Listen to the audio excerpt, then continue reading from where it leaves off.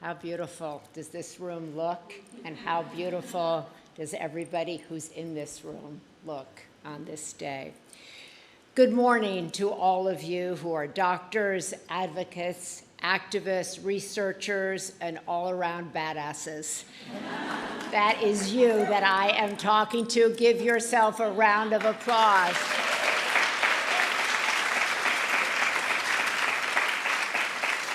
This morning, may we all take a moment to celebrate the extraordinary accomplishments of the groundbreaking White House initiative on women's health research that was launched just 1 year ago. In 1 year, everybody in this room kicked butt.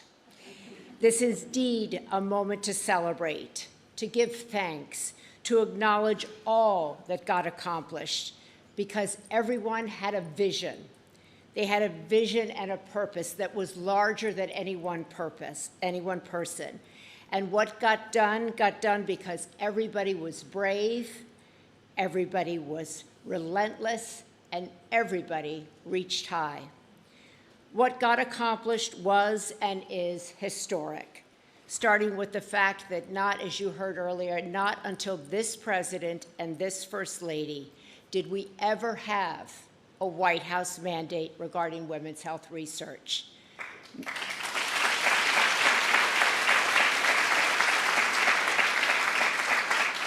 Not until the Bidens did anyone ever think to make women's health and research a priority for the federal government. Let that sink in. So thank you, Mr. President, and I know he'll be joining us in just a bit, and thank you, Dr. Biden, for recognizing this issue is one of health equity and justice for American women. Thank you to Jennifer Klein, Dr. Missouri, Secretary Becerra, and everybody who worked to prioritize women's health research and pulled off everything that you just heard about this morning.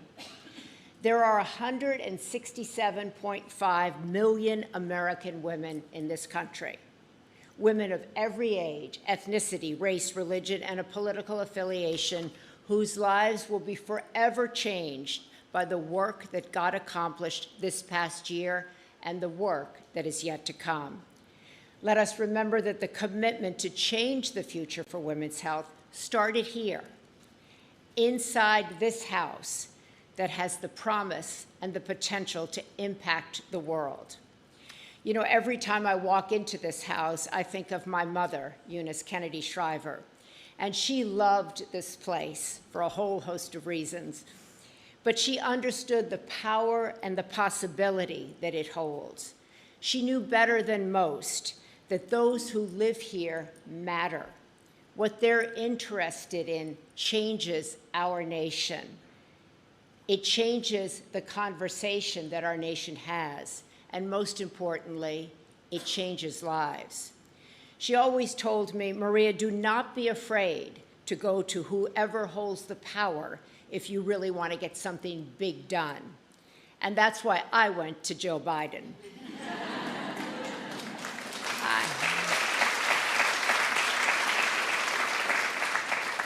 On a Saturday morning, I spoke to her about the lack of funding, the lack of research in women's health, and the opportunity for her and this administration to do something historic, something transformative, even life-changing, which was to level the playing field for women when it comes to health research.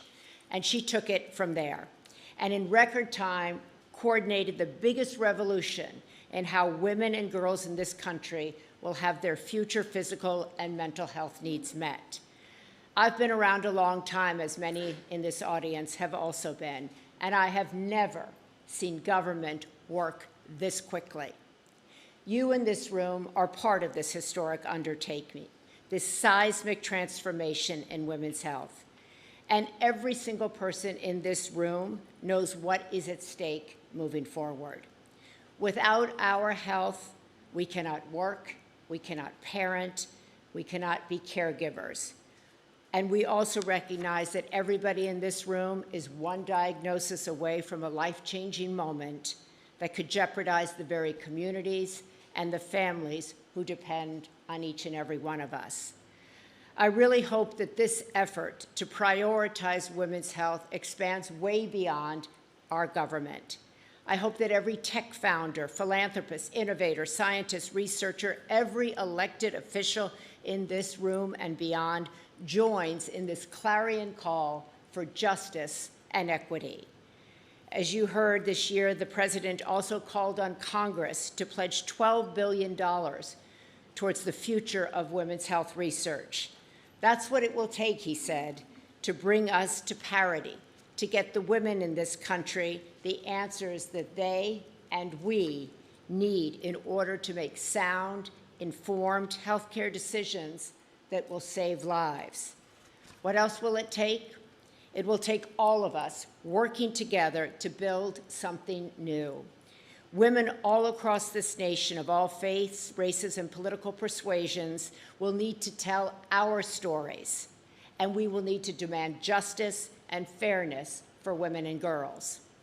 You know, when I was First Lady of California, I often invoked the Roman goddess Minerva, not just because she was on the California state seal, but because she was a goddess of wisdom and she was a warrior. Minerva knew when to put on her helmet and fight, and she knew when to take it off and talk about compassion and justice and wisdom. I believe every single woman in this country is a Minerva who can and will fight for something way larger than herself. Minerva vanquished everything she set her brilliant mind to. And I believe moving forward, this effort will take all of our brilliant minds and our open hearts as well. It will be hard, no doubt about that, but it will galvanize the best among us. It will spur us into action and prove yet again that reaching for the stars is within our grasp. There is no doubt in my mind that we will make good on this pledge to continue to transform women's health. No doubt in my mind that we will be able to show women across this nation that they are valued, that they are worthy, that their lives matter, and that their stories are real. We women do brave, hard things because we recognize that brave, hard things are what create a more just, a more tender, and more loving world. Emerson once wrote that what lies behind us and what lies in front of us are tiny matters compared to what lies within us. So today, I hope we can all tap into what lies within us and light it on fire. Thank you very much, and thank you, Dr.